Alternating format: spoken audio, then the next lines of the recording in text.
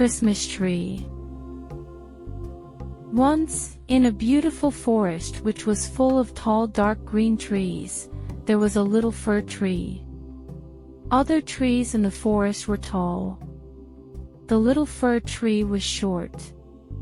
One day, as the little fir tree looked at other trees, a rabbit came through the forest. The rabbit saw the little fir tree and hopped over it. The little fir tree was very embarrassed. The next day, a group of women were walking through the forest and saw the little fir tree. They laughed and called him the baby of the forest. Again the little fir tree was embarrassed. Every day, the little fir tree tried to grow tall like the other trees in the forest, but it remained short. One day, a stork came to the little fir tree and said, "The tall trees are being cut down to build the ships. The big trees will be used as the ship mast to hold the white sails of the ship." After the stork left, the little fir tree was sad. He wanted to be a tall ship mast too. Months later in the fall, the little fir tree watched that some of the tall trees were chopped down. Some sparrows said, "These trees will be put inside the houses and it will get decorated for Christmas." The little fir tree wanted to get decorated too. And one day, his wish came true.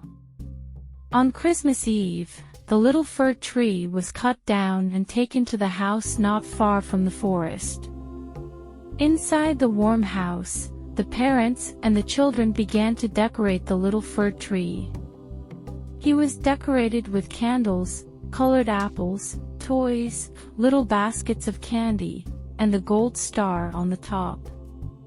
The children loved the tree and talked about the baskets of candy and the toys placed around it. Then they sat down and listened to a fat man who told the story of Humpty Dumpty. Soon, the fun was over and everyone went to bed. The little fir tree was so happy. He thought that the fun would begin in the next morning. But he was wrong. Instead of more fun, the servants of the house took the little fir tree to the storeroom. The little tree felt very sad and lonely. But soon, a gang of mice came to see what this new thing was in the storeroom.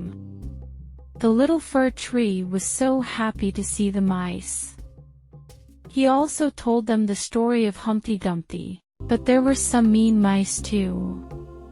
They said, "Your story is stupid." The mice left and the little fir tree was sad and alone once again. After some time, the pretty-looking fir tree was no longer pretty. He was dirty and brown.